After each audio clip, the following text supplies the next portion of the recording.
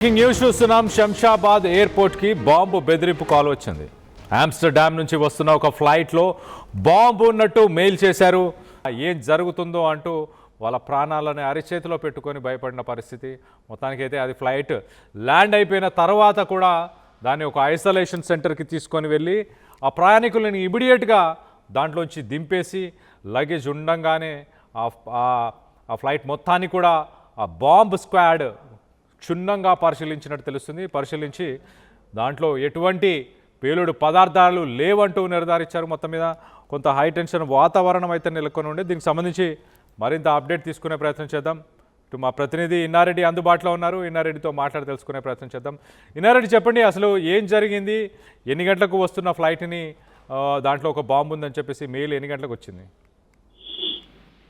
కళ్యాణ్, మనం గమనించవచ్చు, శంషాబాద్ ఎయిర్పోర్ట్ కు బాంబు బెదిరింపు రావడం జరిగింది. ఆమ్స్టర్డామ్ నుంచి వస్తున్న ఫ్లైట్ లో బాంబు ఉన్నట్టుగా కూడా ఇక్కడ శంషాబాద్ ఎయిర్పోర్ట్ కు ఒక మెయిల్ ద్వారా ఒక థ్రెడ్ కాల్ రావడం జరిగింది. సో దీంట్లో ఏమంటే ల్యాండ్ అయ్యే లోపు ఏ క్షణమైనా సరే బాంబు పేలుతుందని చెప్పేసి ఆ మెయిల్ రావడంతో ఒక్కసారిగా అప్రమత్తమై ఇమ్మీడియట్ గా తనిఖీలు చేపట్టారు. అంటే ల్యాండ్ అయ్యే లోపలనే పేలుతున్నారు కాబట్టి ఇమ్మీడియట్ గా ఆ ప్యాసింజర్లను కిందకు దింపి ఒక ఐసోలేటెడ్ ప్రాంతానికి ఆ ఫ్లైట్ మరలించి అనువనువు కూడా మొత్తం తనిఖీలు చేసిన నేపథ్యంలో ఎక్కడ కూడా ఎలాంటి బాంబుకు సంబంధించిన ఆనవాళ్లు కానీ ఏమీ లేవని చెప్పి అన్న తర్వాతనే కాస్త ఊపిరి పీల్చుకున్నారు.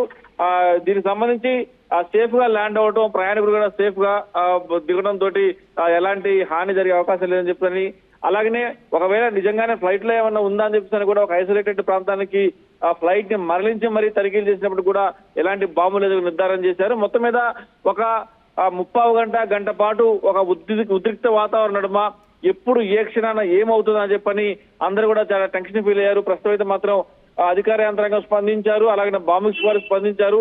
ధైర్యం చెప్పినా కూడా కొంతమంది ఫ్లైట్ నుంచి దిగేటప్పుడే చాలా ఉద్రిక్త వాతావరణం నెలకొంది. మొత్తం మీద అంతా కూల్ గా ఎలాంటి బాంబు లేదని చెప్పని కూడా పోలీసులు చేసిన నేపథ్యంలో ఈ మెయిల్ పంపించిన వ్యక్తులు ఎవరు, తర్వాత ఏ ఐపీ అడ్రస్ వచ్చిన దాని మీద కూడా పోలీసులు కేసు నమోదు చేసుకుని దర్యాప్తు చేస్తా ఉన్నారు. కళ్యాణ్, రైట్ ఇన్నారెడ్డి, గతంలో కూడా ఎలాంటి బాంబు బెదిరింపు మెయిల్స్ కాల్స్ వచ్చాయి.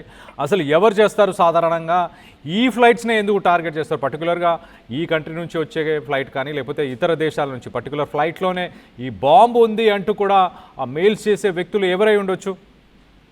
అంటే కళ్యాణ్, దీంతో మనం ఈ బాంబు థ్రెడ్ కాల్ సంబంధించి 2 రకాలమైన ఇన్సిడెంట్ జరిగే అవకాశం ఉంది. అయితే ఒక్కొక్కసారి అటెన్షన్ డైవర్స్, అంటే ఏదన్నా ఒక పెద్ద ఇష్యూ జరగడానికి ముందు కూడా వీళ్ళు అప్రమత్తంగా ఉన్నారా లేదా, లేకపోతే ఏదైనా ఇష్యూ జరుగుతున్నప్పుడు ఆ ఫోకస్ అంతా కూడా ఆ ప్రాంతం మీద ఉంటుంది కాబట్టి అటెన్షన్ డైవర్షన్ చేసి వేరే చోట్ల కొన్నిసార్లు అటాక్ చేసిన సందర్భాలు కూడా ఉన్నాయి.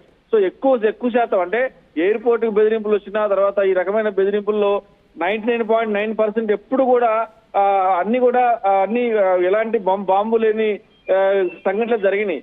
సో కాకపోతే ఏంటంటే ఎలాంటి కాల్ వచ్చినా చిన్నదైనా పెద్దదైనా కూడా ఇమ్మీడియట్ గా అప్రమత్త యంత్రాంగం కూడా తనిఖీలు చేపడతా ఉంది. ఇదంతా కూడా ఒక ఫేక్ కాల్ గా, తర్వాత ఒక ఫేక్ మెయిల్ ఐడి నుంచి కూడా వీళ్ళు మెయిల్ ఐడి పంపించారు. అది కూడా విపిన్ వాడి, అంటే ఒకవేళ విపిన్ వాడి కనుక మనం ఈ మెయిల్ కనుక పంపిస్తే ఎక్కడ అడ్రస్ కూడా తెలుసుకోలేమని చెప్పినప్పుడు కూడా విపిన్ వాడి ఇలాంటి మెయిల్స్ పంపించినా కూడా ట్రాక్ చేయగల సిస్టమ్ ఉంది కాబట్టి ఖచ్చితంగా ఎక్కడి నుంచి వచ్చింది, ఎవరు పంపించారో కనుక్కుంటామని చెప్పి పోలీసులు చెప్తున్న పరిస్థితి. ఇవన్నీ కూడా ఆకతాయిగా కొంతమంది చేస్తున్న పనులు. తర్వాత దీంట్లో అసలు నిజంగానే ఏమన్నా ఇష్యూ ఏమైనా ఉందా, ఏదైనా కారణం ఏమైనా ఉందని చెప్పని కూడా బ్యాక్గ్రౌండ్ చెకప్ మాత్రం ఖచ్చితంగా జరుగుతుంది. దాని జరిగిన తర్వాత ఈ మెయిల్స్ పంపించడం వెనక ఉన్న ఉద్దేశం వెనక కనుక్కునే అవకాశం ఉంది.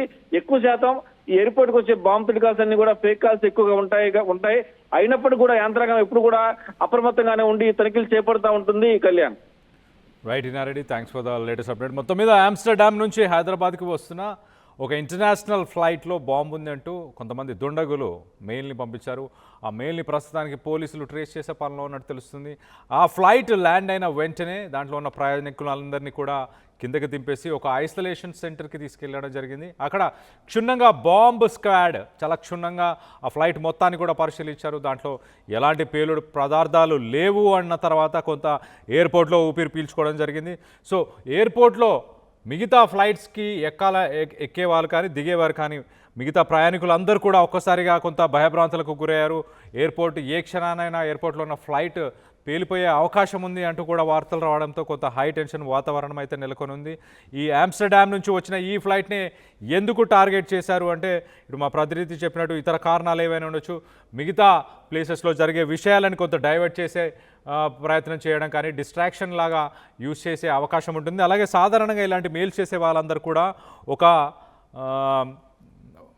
ఒక VPNని యూజ్ చేసి ఆ VPN ద్వారా వాళ్ళు ఎక్కడున్నారో ట్రేస్ చేయకుండా ఉండేలాగా ప్రయత్నం చేస్తుంటారు. సాధారణంగా హ్యాకింగ్ చేసే వాళ్ళు ఇలాంటి పనులు చేస్తుంటారు అంటూ కూడా చెప్పుకొస్తున్నారు. సో మొత్తం మీద శంషాబాద్ ఎయిర్పోర్ట్కి బాంబు బెదిరింపుపై మీ అభిప్రాయం ఏంటి? దీని వెనుక కుట్ర ఏదైనా దాగుందని మీరు భావిస్తున్నారా? సాధారణంగా ఎయిర్పోర్ట్స్లో ఇలాంటి మెయిల్స్ కానీ ఫోన్స్ కానీ చేయడానికి గల కారణాలు ఏంటి? ఎయిర్పోర్ట్ ఆపరేషన్స్ని సస్పెండ్ చేయడానికి ఎవరు ప్రయత్నిస్తుంటారు? దీని వెనక ఏదైనా ఉగ్రవాద కుట్రలు కూడా ఉన్నాయని మీరు భావిస్తున్నారా? ఇతర దేశాలకు సంబంధించిన వ్యక్తులు ఏమైనా ఇలాంటి పాల్పడుతున్నారని మీరు భావిస్తున్నారా? మీ అభిప్రాయాలు ఏంటనేది కింద కామెంట్ రూపంలో తెలియపరచండి.